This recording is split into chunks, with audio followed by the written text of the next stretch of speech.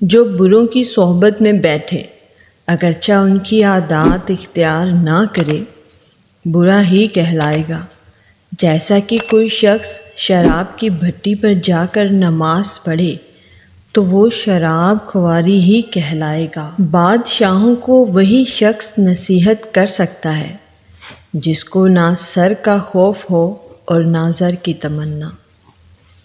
حق شناس کتا ناشکر آدمی سے بہتر ہے۔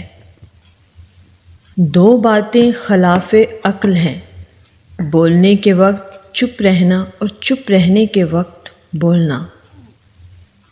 موتی اگر کیچڑ میں گر جائے تو بھی قیمتی ہے، اور گرد اگر آسمان پر بھی چڑھ جائے تو بھی بے قیمت ہے۔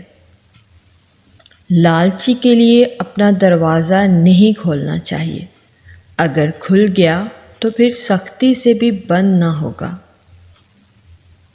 مال کی زکوٰۃ نکالتے رہو، اس لیے کہ جب باغبان انگور کی بیکار شاخیں تراش دیتا ہے تو اس پر زیادہ انگور آتا ہے۔ کسی عزیز دوست کے سامنے بد نصیبی کی وجہ سے منہ بگاڑ کر نہ جا، ورنہ تو اس کا جینا بھی تلخ کر دے گا۔ ضرورت میں بھی اگر تو جائے تو شگفتہ روح ہو کر جا، اس لیے کہ ہنس مکھ آدمی کا کوئی کام نہیں۔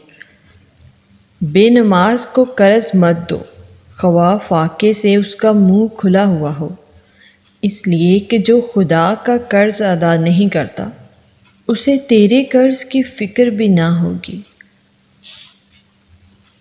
عقیدہ شاگرد مفلس عاشق کی مانند ہے، راستے کی پہچان نہ رکھنے والا مسافر بے پر کا پرندہ ہے، اور بے عمل عالم بے پھل کا درخت ہے، اور جاہل عبادت گزار بغیر دروازے کا گھر ہے۔